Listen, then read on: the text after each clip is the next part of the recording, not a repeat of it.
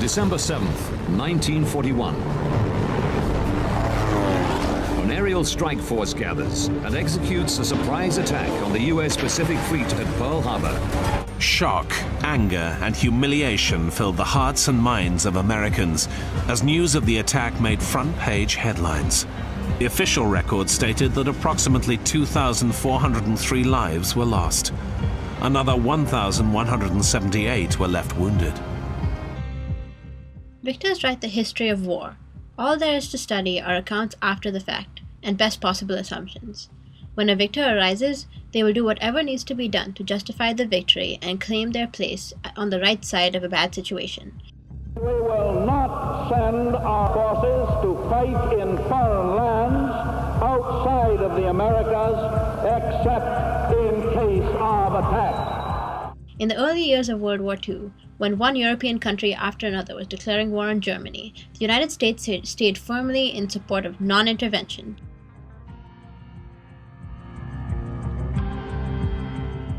Everything changed on December 7, 1941, when approximately 350 Japanese aircrafts attacked the U.S. naval base Pearl Harbor.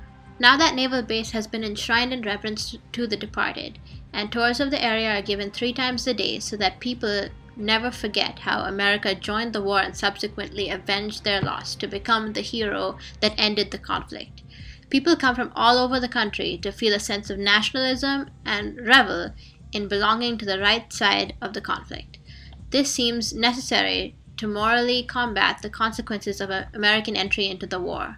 Pearl Harbor as a tourist site promotes much more than remembrance. It promotes the ideals of a wartime America and keeps future generations believing in the cause. Pearl Harbor at Hickam Field in the bomb-pocked streets of Honolulu ever is written history. History with a tragic, treacherous pen. History that 130 million Americans will never forget. Here is a tragic, unforgettable page in the annals of America.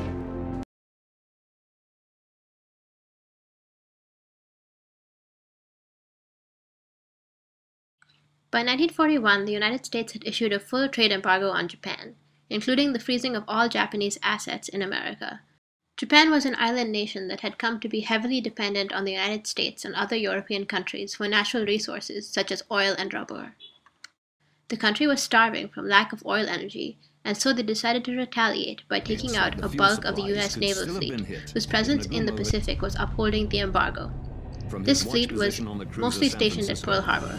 Using the element of surprise, the Japanese managed to destroy a large part of the naval base, as well as take the lives of thousands. A small victory that led to a much larger problem. For decades, Europeans had ruled Asian countries under colonial governments. But by the 1930s, the Japanese believed that Asia should be ruled by Asians. They steadfastly built up their army and navy. In 1931, Japanese military forces attacked Manchuria, now part of China. The Japanese believed they were liberating the Chinese from colonialism. They also desperately needed China's natural resources to build up their own empire.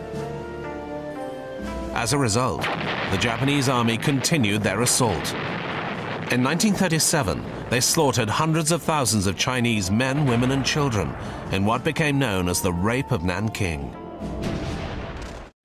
The Japanese posed a threat to the colonized territories in Indochina, as well as the American territories in the Philippines.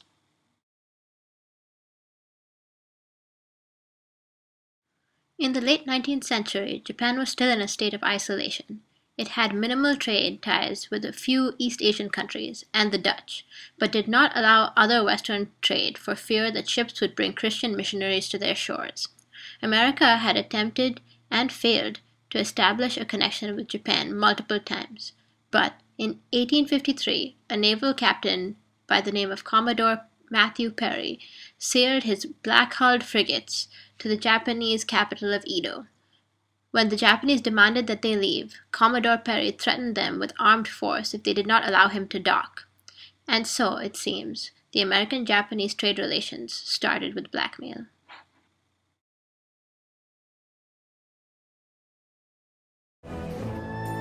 Retribution and racial hatred towards the Japanese people would last for decades.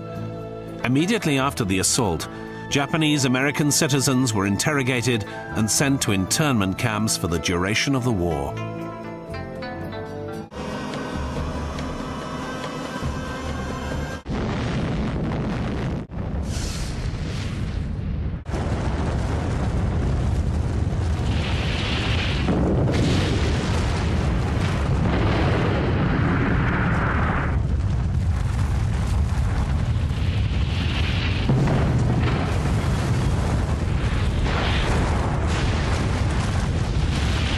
There are no exact figures for the number who died in the instant of the explosion, but tens of thousands of people in the open near the fireball vanished in a fraction of a second.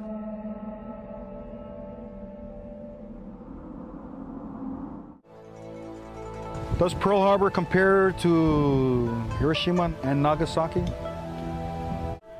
Others say the A-bomb quickly ended the war before thousands more were lost on both sides. However, I believe that the American atomic bomb attacks were also against international treaties because they didn't discriminate between military and civilian targets. It's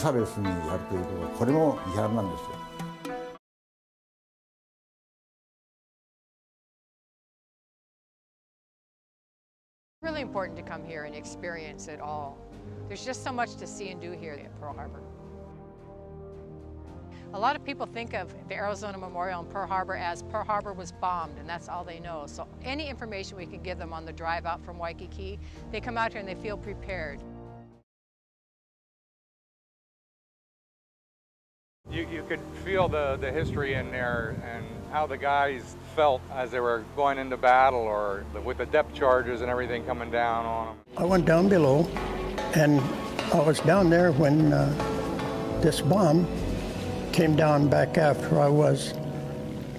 It tore down the ladder that was beside us, and my helper was in the way of the ladder, so the ladder cut him in two, and it splattered several of us with his blood. We have our 35-minute guided tour. We're free to explore the ship from top to bottom. We had a great tour guide there, and the submarine was wonderful. Sort of felt like a dark, cold, damp coffin. It's the only way I can describe it.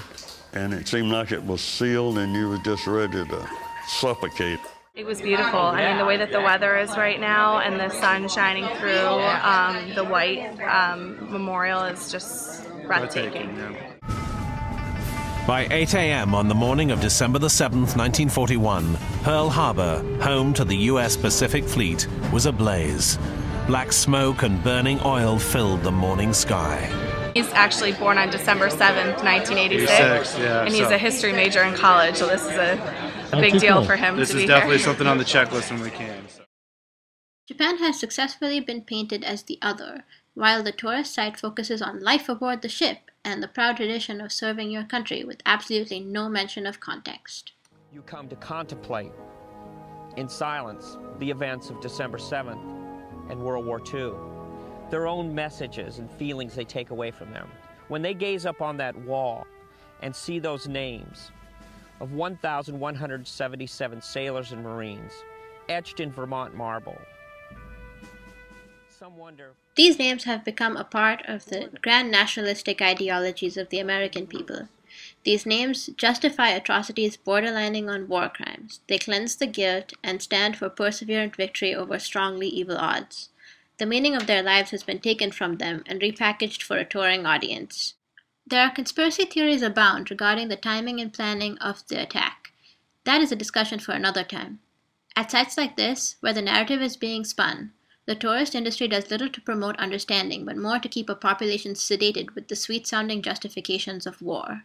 There is a narrative, meaning, applied to all the deaths that occurred at Pearl Harbor, not just the people whose names are engraved on the USS Arizona Memorial, but also to all the people whose lives were lost in the Pacific War, that serve a higher purpose and keep the crowds coming back for more. I think it's really important that people go to other historical sites, other war sites to truly experience what this great country is all about.